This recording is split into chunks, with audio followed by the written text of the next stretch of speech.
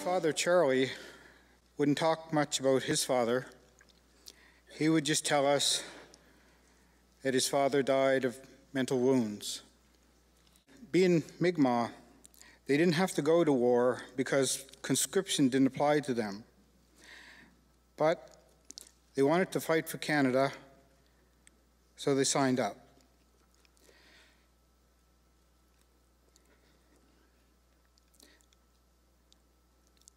My grandfather was underage, so they had to lie about his age so he could go with his brothers. So we don't know which unmarked grave is his.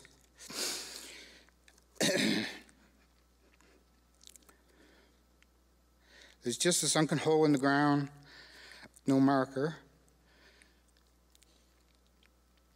But there are several, maybe 20 to 30 sunken, unmarked graves there.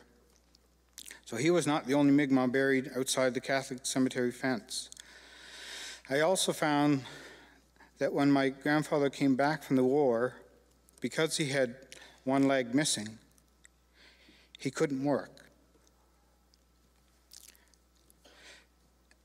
So times were very difficult, and it was very difficult for him to provide for his family.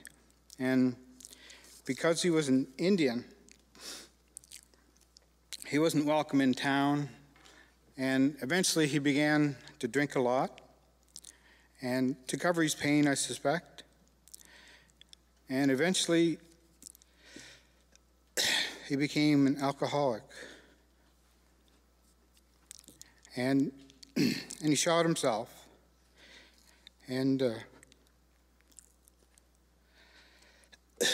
never gets easier, but I guess that's why my father told me that his father had died of mental wounds.